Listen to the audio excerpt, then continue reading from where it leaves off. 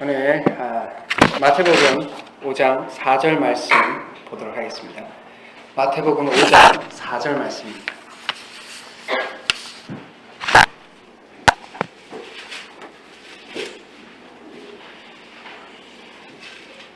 다 같이 한번 읽어볼까요? 마태복음 5장 4절입니다. 하나, 둘, 셋. 애통하는 자는 복이 있나니 그들이 위로를 받을 것이며. 아멘. 참 요즘 세상은 웃음을 굉장히 우상화하는 시대를 살아가고 있다라는 생각을 해봅니다. 실제로 웃음 자체가 저희들에게 주는 유익이 굉장히 많습니다. 저도 개인적으로 유머나 이제 웃게 만드는 것의 효용을 참 많이 느끼는데요. 말씀을 전할 때도 이게 좀 재미있게 전하면 듣는 분들이 좀 편하게 받아들이는 걸 보게 돼요. 그리고 이제 대화 가운데서도 좀 유머가 섞여지면 대화도 좀 부드럽게 진행되는 걸 보게 됩니다. 그리고 관계도 편안하게 되는 것도 보게 되고, 소통에 유머가 그리고 또 건강에 웃음이 참 주는 역할이 크다라는 생각을 해보게 돼요. 그래서 많은 사람들이 어떻게 하면 행복하게 사나, 어떻게 하면 웃으며 사나, 어떻게 하면 기쁘게 사는가에 대해서 참 많은 관심들을 가지고 살아갑니다. 그리고 심지어 그리스도 안에 이제 있으신 분들께서는 슬퍼하는 것을 굉장히 터부시하는 경향이 있어요. 슬픔이 있으면 왜 슬퍼하나, 믿음이 없으신 거 아닙니까? 네. 그런 시련들이 있을 때 우리 믿음으로 견뎌가야죠 라고 이야기하는 경향들을 보게 됩니다. 사실 성경은 참 세상의 관점과는 좀 다르게 이야기하는 부분들이 있는 걸 발견하게 되고, 또 그 다른 점이 이유가 있다라는 것을 보게 돼요. 전도서에 보면 이런 말이 있죠. 지혜자의 마음은 초상집에 있으되 우매한 자의 마음은 혼인집에 있느니라. 이번 주 토요일에 혼인이 있는데 이 말씀이 주고자 하는 이야기는 혼인 집에 있는 마음을 품는 것 자체가 문제인 것이 아니라 우리의 삶 가운데 인생의 마지막이 부닥쳐 올 거라는 것을 인지하고 인생의 깊이와 본질을 이해하고 살아가고 있는가라는 거예요. 성경에서 이야기할 때 아무 생각 없이 사는 사람을 표현할 때 이렇게 얘기합니다. 마시고 먹고 장가가고 시집가고 라고 이야기를 해요. 이 말은 인생의 본질에 대해서 깨닫지 못하고 그냥 막 사는 사람들을 이야기합니다. 오히려 초상집에 있는 사람들은 인생의 본질을 이해해 가는 사람들이에요. 그 초상집에서는 그 죽음을 보게 되고 그곳에서 눈물 흘리는 것을 보게 됩니다. 우리의 인생이 결국에 끝이 있고 또 우리의 인생 가운데 고통이 있다는 것을 이야기해줘요. 그것을 깨닫고 살아가는 것이 얼마나 중요한가에 대해서 이야기하고 있습니다. 그리고 또 솔로몬이 전도서 2장 2절에 이렇게 이야기합니다.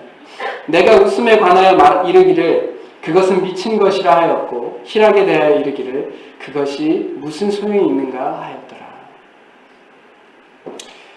우리가 슬퍼할 것에 슬퍼할 줄 아는 것이 필요한 겁니다. 우리가 애통해야 할 것을 애통하는 것이 필요한 인생입니다. 많은 사람들이 그냥 웃고 즐기고 그리고 행복한 것을 추구하고 살아갈 때 우리는 이 땅에서 하나님 나라에 합당하지 않는 모습이 보여질 때 애통해야 하는 것입니다. 오늘 말씀에서 애통하는 자는 복이 있다라고 했어요. 진짜 행복한 사람, 진짜 복이 있는 사람은 하나님 나라를 위해 울 수 있는 사람입니다. 나의 삶 가운데 하나님 나라가 보여지지 않을 때 울 수 있어야 합니다. 이 교회에 하나님 나라가 보여지지 않을 때 이 교회를 위하여 울 수 있어야 돼요. 그리고 이 나라에, 이 민족에 하나님의 나라가 보이지 않을 때 우리가 애통해야 합니다. 그리고 그런 자들에게 하나님께서 복이 있고 그것이 기쁨이고 그것이 행복이고 그리고 그런 삶 가운데 하나님께서 위로가 있고 라고 이야기하셨습니다. 우리의 삶 가운데 애통한다는 것, 사람은 슬픈 것을 싫어합니다. 저부터도 슬프고 울고 무거운 주제들 이야기하는 거 어렵죠. 불편하고요. 그러나 반드시 그런 부분들이 우리의 삶 가운데 있어야 합니다. 왜냐? 이 세상이 완전하지 않거든요. 이 세상이 완전하면 기쁨과 즐거움만 있을 거예요. 그러나 이 세상이 그렇지 않습니다. 나의 삶이 그렇지 않아요. 그렇다면 우리가 애통할 수 있어야 합니다. 눈물 흘릴 수 있어야 돼요. 누군가를 위해서 고통스러워하고 아파할 수 있어야 합니다. 그것은 우리가 경험하는 모든 고통에 대한 이야기가 아니에요. 물론 하나님 안에서 우리가 누리는 겪는 고통과 고난에 대해서 하나님께서 궁극적으로 천국에서 위로해 주실 거예요. 그것을 부인하는 이야기 아닙니다. 그러나 여기에 있는 애통하는 자의 복은, 애통하는 것의 모습은 우리가 그냥 살아가면서 인간이 가지고 있는 한계 때문에 얻는 애통함을 말하는 게 아니에요. 믿는 사람이나 믿지 않는 사람이나 가난이 있고요. 믿는 사람이나 믿지 않는 사람이나 건강에 아픔이 있습니다. 아픈 사람이 있어요. 믿는 사람과 믿지 않는 사람의 관계에 어려움이 있습니다. 다 있어요. 그런 고통은 믿나 믿지 않나 다 있다는 겁니다. 그러나 여기서 말씀하시는 것은 믿는 자에게 특별히 요구되어지는 애통함이에요. 그것은 하나님의 나라에 대한 이야기입니다. 예수님을 위해 애통할 수 있는 자는 복이 있다는 얘기예요. 하나님의 나라를 위해서 슬퍼할 수 있는 사람에게는 복이 있다는 겁니다. 왜냐? 그들에게 있어서 예수님이 정말 중요한 존재라는 겁니다. 하나님의 나라가 정말 중요하다는 겁니다. 우리에게도 이렇게 하나님의 나라와 예수님을 위해서 애통할 수 있는 모습들이 우리 가운데 있다면 우리가 복받은 인생인 겁니다. 그리고 그 모습들은 멀리 있는 것이 아니다라는 생각이 들어요. 가장 첫 번째, 우리가 애통해야 할 부분들에 대해서 이야기했으면 좋겠습니다. 우리의 삶 가운데 하나님의 나라가 임하지 않을 때, 나의 삶 가운데 하나님을 위해서 사는 것이 없을 때, 즉 죄가 우리의 삶 가운데 있을 때 우리는 애통할 수 있어야 돼요. 사실 이 말씀의 중점적인 이야기가 자기의 죄로 인하여 애통할 수 있는 자에게는 복이 있다는 겁니다. 그래서 이 애통한다라는 단어는 헬라어의 슬프다라는 표현 중에 9가지가 한 슬프다라는 표현이 있어요. 근데 이 표현은 그 중에 가장 슬플 때 표현하는 단어예요. 왜 우리가 단장의 아픔이다라는 말이 있잖아요. 결국 그게 이제 창자가 끊어지는 것 같이 아프다라는 뜻이에요. 이게 얼마나 아프면 내 안에 있는 내장이 끊어질 만큼 아프다라는 거예요. 우리가 우리 자신을 바라볼 때 내 삶 가운데 하나님 보시기에 합당하지 않은 모습이 보여질 때 우리는 마음 가운데 내 죄에 대하여, 나의 연약함에 대하여, 나의 죄됨에 대하여 애통함이 있어야 합니다.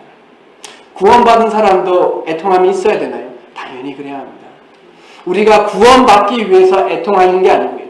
구원받았기 때문에 애통해야 하는 거예요. 이제는 아버지의 마음이 나의 마음과 같아져야 하거든요. 그 전까지는 아버지와 아무런 관계가 없었어요. 그러나 이제 주님 안에서 나의 아버지가 됐고 나의 주인이 되었어요. 주인께서 싫어하는 것에 대해서 내가 아파할 수 있어야 하는 겁니다. 그것이 그리스도인들의 복이에요. 요즘 인문학이 참 인기가 많아요. 대세입니다. 그래서 인문학이 왜 그렇게 대세인가 한번 조명을 해보니 인문학을 통해서 3가지를 얻을 수 있다고 하더라고요. 하나가 자기 성장. 인문학 책들을 보면서 자기 자신을 돌아보는 거예요. 나의 부족함이나 성장해가는 것을 보게 된답니다. 2번째가 관계. 인문학들을 배워가면서 사람과 사람 사이의 관계를 어떻게 하면 잘 만들어갈 수 있는가를 인문학에서 배우는 거예요. 그리고 3번째, 마음의 평안입니다. 참 이 시대를 살아가면서 참 많은 물질의 풍족이 있지만 마음의 어려움들은 점점 더 심해지는 것 같아요. 점점 더 마음은 힘들어지는 것 같아요. 그래서 인문학을 통해서 마음의 위로와 평안을 얻기를 원합니다. 그게 인문학이 유행하는 이유 중에 하나예요. 근데 제가 이것을 묵묵히 가만히 보니까 회개가 그래요. 우리가 주님 안에서 애통하는 것이 그렇습니다. 나의 죄에 대해서 애통할 때 우리 안에서 성장이 있어요. 내 안에 성장이 있습니다. 애통함이 없잖아요. 성장이 없어요.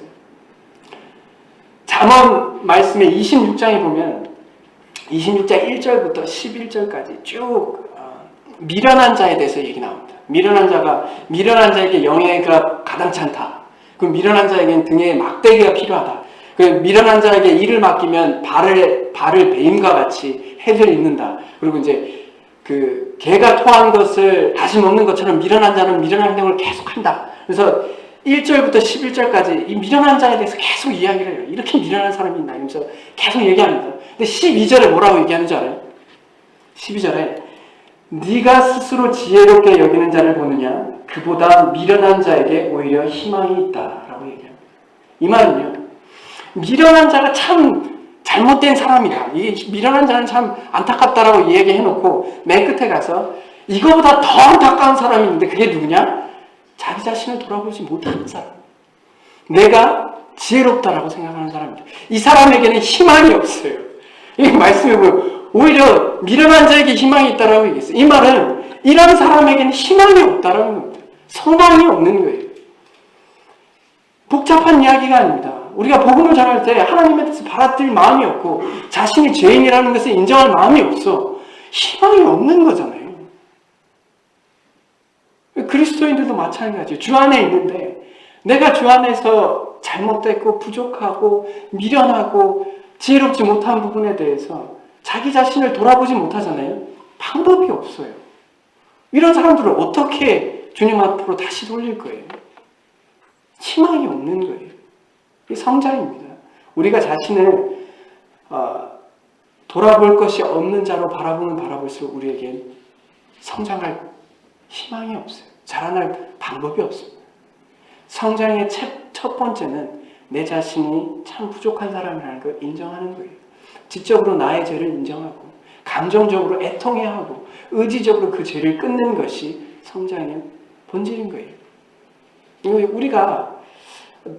제가 이제 사실 회개라는 부분은 참 많이 강조를 한 걸로 기억해요. 왜냐, 성경에서 그렇게 이야기하고 있으니까요. 그래, 정말이에요. 우리의 삶 가운데 회개가 있잖아요. 우리는 주님 안에서 성장합니다. 우리의 삶 가운데 성장이 없잖아요. 우리가 스스로 돌아봐야 돼요. 왜 성장이 없는 거예요? 회개가 없기 때문에 그래요. 내 마음에 내 자신을 돌아보는 부족함이 없는 거예요. 내가 바리새인 같은 겁니다. 바리새인은 항상 이렇게 이야기해요. 자신의 부족함은 가려놓고 자신의 잘난 것만 계속 얘기를 해요. 그러므로 하나님 앞에 떳떳하다고 얘기합니다. 근데 세리는 이렇게 해요. 주님을 쳐다볼 수도 없는 겁니다. 그 자신 가운데 있는 죄에 대해서 본질적으로 자신이 잘못한 것에 대해서 바라보는 사람이에요. 우리가 살면서 잘한 것도 있고 못한 것도 있어요. 잘한 것은 다른 사람의 입으로 들으십시오. 그게 최선이에요. 못한 것은 본인의 입으로 말하십시오. 그게 최선입니다. 이 두 개가 바뀌면요, 인생이 복잡해져요. 인생이 어려워집니다. 힘들어져요. 이 일이 우리의 삶 가운데 있기를 바라요. 나의 부족함은 내가 말하고 나의 잘남은 남이 말하게 해주세요. 이게 참 우리에게 필요한 모습이다라는 생각을 해보게 됩니다. 그것이 성장의 모습입니다. 관계는요, 우리가 회개를 할 때 우리에게 관계 회복이 있어요. 사람들의 관계가 회복이 되지 않느냐? 회개하지 않기 때문에 그렇습니다. 사람과 사람 간에 우리가 잘못했다고 말하는 것이 참 어려운가 봐요. 사람과 사람 사이에 나의 부족함을 인정하는 게 참 어려운가 봐요. 그러나 그게 되면 관계는 회복이 됩니다. 우리의 삶 가운데 그게 되지 않기 때문에 관계가 회복이 되지 않는 거예요. 우리의 부족한 부분이 있으면 주님 앞에 회개하는 것은 당연하고, 우리가 사람에게 잘못한 것이 있으면 잘못했다라고 이야기하십시오. 그런다고 해서 여러분들의 가치가 떨어지는 게 아니에요. 오히려 여러분들이 이야기하지 않잖아요. 나의 부족함을 인정하지 않잖아요. 그러면 여러분의 가치는 더더욱 떨어지게 됩니다. 보십시오. 내가 잘못했다라고 이야기한 것으로 마치 내가 잘못한 것이 만천하에 드러난다고 생각하지 마십시오. 어차피 드러나 있습니다. 내가 잘못을 했으면 남들이 다 알아요. 이미 사람들은 알고 있어요. 근데 내가 그걸 말하지 않잖아요. 그럼 이제 나의 밑바닥을 더 보게 되는 거예요. 오히려 내가 잘못했을 때 드러내면 거기서부터 이제 일어나는 것만 남았어요. 아, 저 사람이 부족함을 인정했구나. 이제 관계를 회복시켜가자. 라는 것이 가능합니다. 그게 안 되면 여전히 어려운 거예요. 그래서 회개가 중요한 겁니다. 마지막으로 평안이요. 우리가 주님 앞에 회개하고 나면 마음에 평안이 있지 않습니까? 내가 사람에게 잘못을 하고 용서를 받으면 마음에 평안이 있지 않나요? 우리가 용서받는 자의 평안을 우리가 경험했을 때 얼마나 마음의 위로가 되고 기쁨이 되는지 우리가 경험하지 못하시나요? 하나님 앞에 회개라는 것이 과거에 있었던 일을 계속해서 꺼내는 걸 회개라고 이야기하는 게 아니에요. 내가 주님 안에서 잘못한 것을 인정하고 내가 해야 할 것들을 다 하고 나면 그 죄의 무게를 우리의 어깨에서 벗어 던지는 거예요. 내가 할 수 있는 일을 다 한 거예요. 그럼 끝인 겁니다. 그럼 누가 다시 그것에 대해서 이야기하더라도 내가 한 것을 다 했기 때문에 내 마음에 평안이 있는 겁니다. 위로가 있는 거예요. 그러나 이것이 해결되지 않으면 그게 떠오를 때마다 계속 힘든 겁니다. 그 죄가 여전히 저를 힘들게 하고 있는 거예요.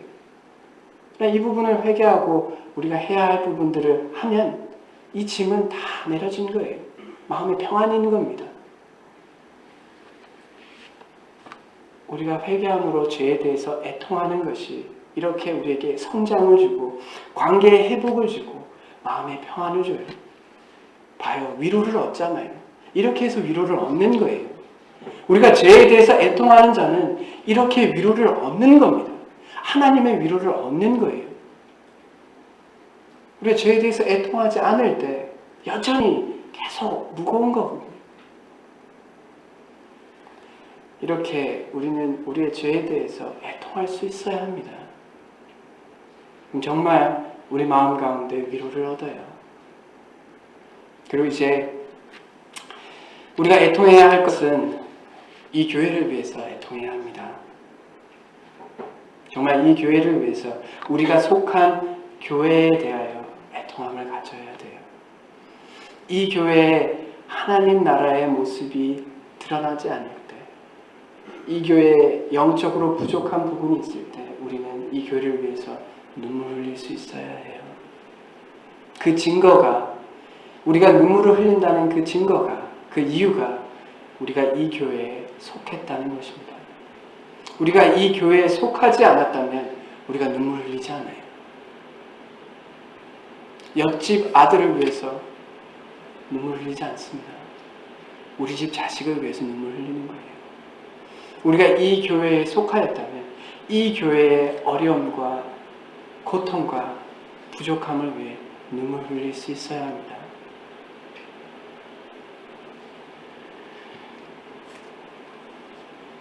불평과 애통함의 차이를 고민해 봤어요. 사람들이 이제 말을 하잖아요. 그것도 애통함인가? 라고 생각을 해봤을 때 불평과 애통함의 차이를 한번 고민해 봤어요. 과연 이 차이가 뭘까? 주님께서 불평을 하지 말라고 하셨어요. 애통을 하라 하셨습니다. 이 차이는 뭘까? 결국 불평은 나의 역할에 대해서 전혀 생각하지 않는 거예요. 우리 교회에 어떤 어려움이 있잖아요. 그 안에서 나의 역할을 생각하면 눈물이 납니다. 나의 속함을 생각하면 눈물이 나요. 애통함이 생깁니다. 어떻게 해야 할까? 라는 고민이 들어요. 근데요, 나의 역할을 생각하지 않으면 이 교회는 왜 이렇지? 왜 이거 보면 부족하지? 왜 이렇게 안 되지? 불평만 나와요. 왜냐하면 그 안에 내가 없거든요. 이 교회 안에 나의 역할은 없을 때 우리는 불평만 말하게 돼요. 같이 눈물을 흘릴 수 있어야 합니다. 이 교회 안에 운명 공동체라는 생각을 할 때만 이 교회에 대해서 애통할 수 있는 것 같아요. 우리가 불평보다는 우리가 서로 같이 눈물을 흘릴 수 있는 저희들이 되었으면 좋겠습니다. 우리가 이 교회에서 웃고 즐거운 이야기도 참 좋지만 이 교회에 부족한 부분들이 있을 때 내가 이 부분을 위해서 무엇을 할까? 이것을 위해서 어떻게 기도할까? 를 생각할 수 있는 저희들이 되었으면 좋겠습니다. 우리가 잘하고 있다고 생각이 들어요. 우리가 우리의 부족한 부분들을 이뤄나가기 위해서, 성장시키기 위해서 우리가 하고 있다라는 생각이 듭니다. 그렇게 계속해서 눈물 흘리는 자들이 있기 때문에 이 교회가 주님 앞에서 바르게 나아가는 과정 가운데 있다라는 생각을 해봅니다. 누군가는 이 교회를 위해서 눈물을 흘리고 계세요. 누군가는 이 교회를 위해서 기도하고 계시기 때문에 이 교회가 조금씩 주님 앞으로 나아갈 수 있지 않나라는 생각을 해봅니다.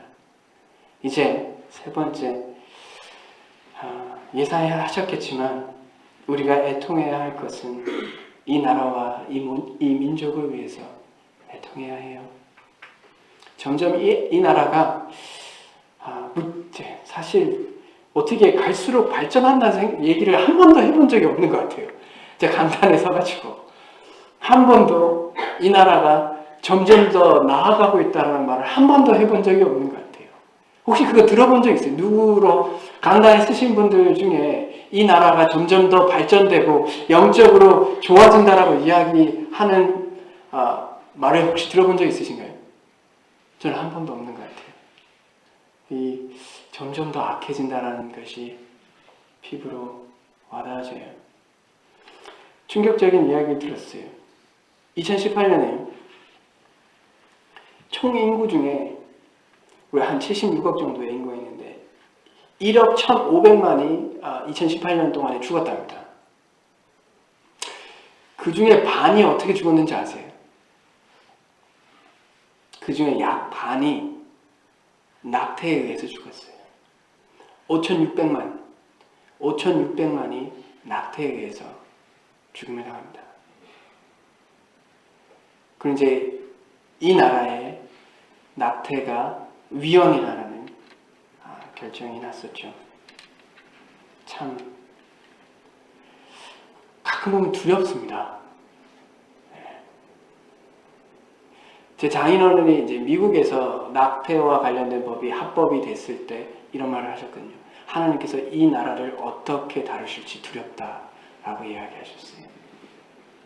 동성애에 대한 것이 받아들여질 때 똑같이 이야기하셨어요. 이 나라가 하나님으로부터 어떻게 다루심을 받을지 참 두렵다. 우리가 좀 두려워하고 애통해야 할 것 같아요. 하나님께서 이 나라를 어떻게 다루실지 어쩔 때 보면 겁납니다. 이걸 가만히 놔두시진 않을 것 같은데 어떻게 하실까? 어떨 때 보면 참 두려울 때가 있어요. 지금 이 나라의 분위기가 참으로 안타깝게 흘러가는 것을 또 보게 될 때 어찌되었던 이 나라의 지도자에 대해서 쌍욕을 하는 목회자들이 있는 것을 볼 때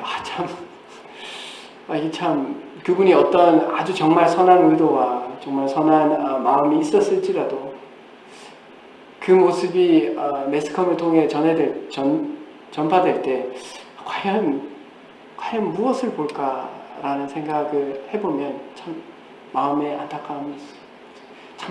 어쩌면 정말 화가 날 때가 있어요. 왜 저렇게 하실까?